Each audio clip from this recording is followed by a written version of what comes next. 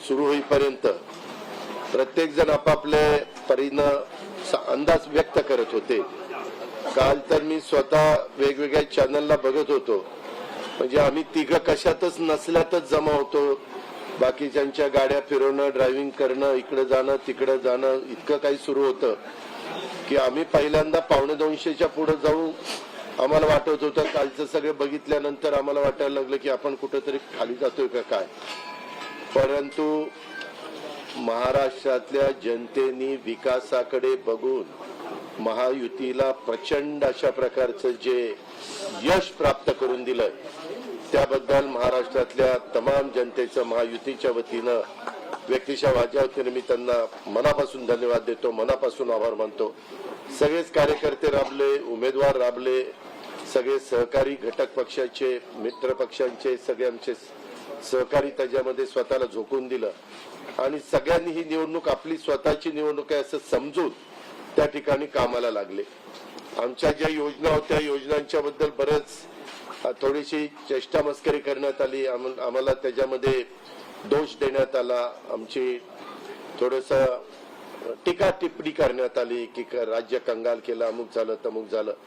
परंतु नंतर त्यांचे जाहीरनामे बाहेर आल्यानंतर आम्हाला ते दिसलं की हे काय चाललेलं आहे, कसं चाललेलं आहे, कुठलाही हिशोब न ठेवता अशा प्रकारचे जाहीरनामे बाहेर आले. पण आपण सगळ्यांनी त्या ठिकाणी पाहिलं.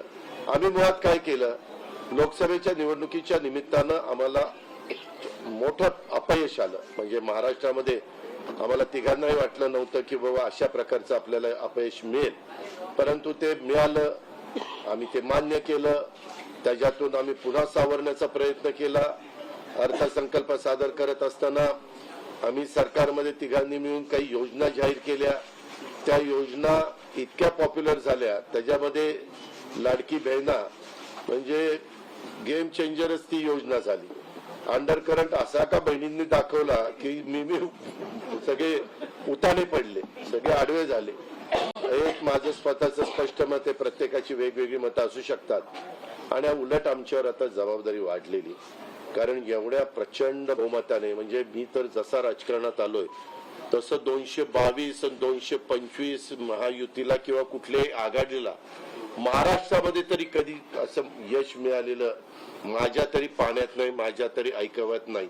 कदाचित पूर्वीचा काळ वेगळा काँग्रेसचा असेल, त्यावेळेस कधी झालं असलं तर माहिती नाही, परंतु बाकीचे विरोधक नगण्य होते त्यावेळेसची गोष्ट.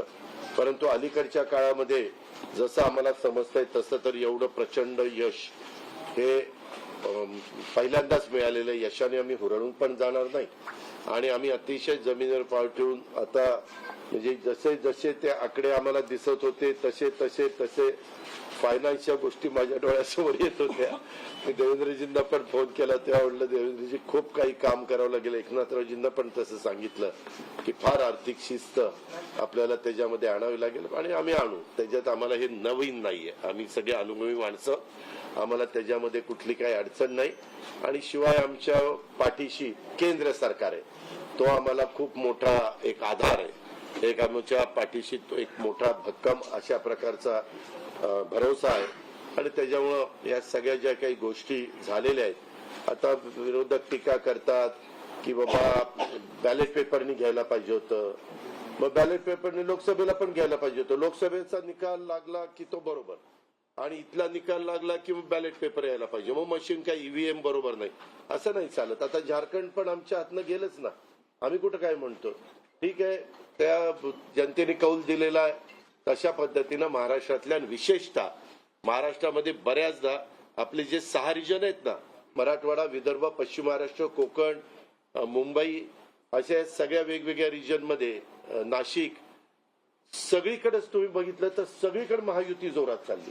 असं कुठं नाही की मागच्या वेळेस कसं झालं, आम्हाला झटका दिला तो मराठवाड्याने दिला, आमची एकच जागा त्यावेळेस भुमरे साहेबांची आली संभाजीनगर सिटीतली, बाकीकडे सगळीकडे आम्हाला दारुण पराभवाला सामोरं जावं लागलं.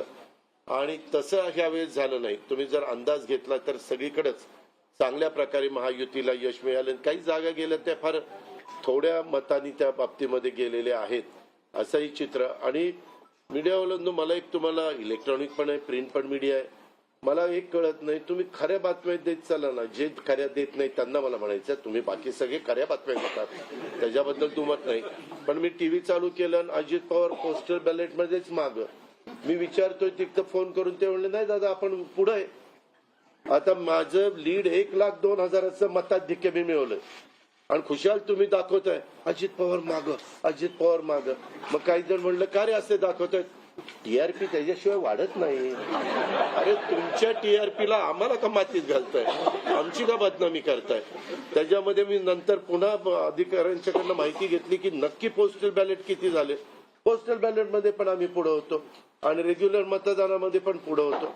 सांगायचं तात्पर्य की बाबा तुमच्यावर सगळ्या चॅनलवर जनतेचा एवढा विश्वास आहे, म्हणजे विश्वास नाही ते सकाळच्या 9 वाजताच्या भोंग्यावर विश्वास नाही, पण बाकीच्यांवर फार विश्वास आहे.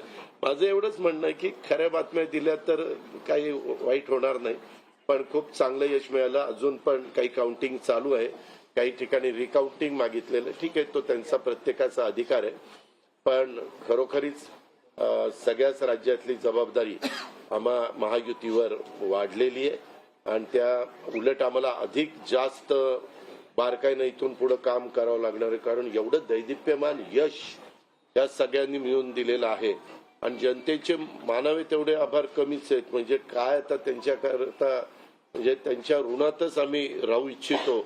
आणि 5 वर्ष अक्षरशः अतिशय एकोप्याने ही युती शेवटपर्यंत कशा पद्धतीनं काम करेल आणि जनतेने टाकलेल्या विश्वासाला कुठल्याही परिस्थितीमध्ये तडा जाऊन दिला जाणार नाही. अतिशय चांगल्या पद्धतीनं राज्याच्या सर्वांगीण विकासाच्या करता जसं आम्ही विकास हा केंद्रबिंदू मानून पुढे गेलो, तशाच पद्धतीचं काम इथून पुढच्या काळामध्ये देखील महायुतीच्या वतीनं त्या ठिकाणी चालेल अशा प्रकारची खात्री मी आपल्या पत्रकार मित्रांना पण देतो आणि आपल्या मार्फत महाराष्ट्रातल्या तमाम जनतेला देतो. पुन्हा एकदा मतदार बंधू भगिनींचं, सर्वांचं, मीडियाचं, इलेक्ट्रॉनिक प्रिंट, सर्वांचं मी मनापासून आभार मानतो, मनापासून धन्यवाद देतो. धन्यवाद. अरे मराठी मातृभाषा अभिजात भाषेचा दर्जा आत्ताच दिलाय ना, लगेच विसरायला लागला. नाही ते दिल्लीत बोलतो.